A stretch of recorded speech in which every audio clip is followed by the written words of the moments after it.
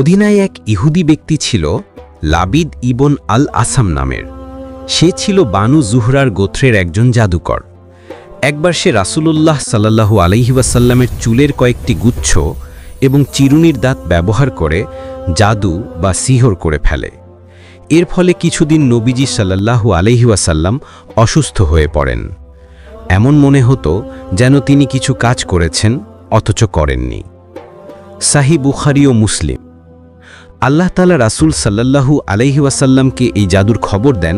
তখন আল্লাহ তাআলা জিবরাইল আহমদকে পাঠালেন পরেলি, জানালেন কোথায় রাখা আছে সেই জাদু, এবং ওহী দ্বারা নির্দেশ দেন কোথায় সেই জাদু লুকানো আছে। হে মুহাম্মদ সাল্লাল্লাহু আলাইহি ওয়াসাল্লাম, এক ব্যক্তি তোমার উপর জাদু করেছে। জাদুটি একটি কূপে রাখা আছে যার নাম জারওয়ান।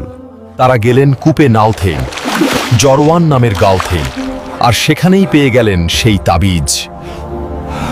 তারপর নাজিল হলো সূরা আল ফালাক ও সূরা আন-নাস। নবী পড়তে শুরু করলেন কুল আউযু বিরাব্বিল ফালিক, কুল আউযু বিরাব্বিন নাস। এরপর আল্লাহ তাআলা নবীজি সাল্লাল্লাহু আলাইহি ওয়াসাল্লামের আরোগ্যের জন্য দুটি সূরা নাজিল করেন, সূরা আল ফালাক ও সূরা আন-নাস। নবীজি প্রতিটি আয়াত পড়তে থাকেন আর জাদুর প্রতিটি গিট খুলে যায়। শেষ আয়াতে পুরোপুরি সুস্থ হয়ে যান।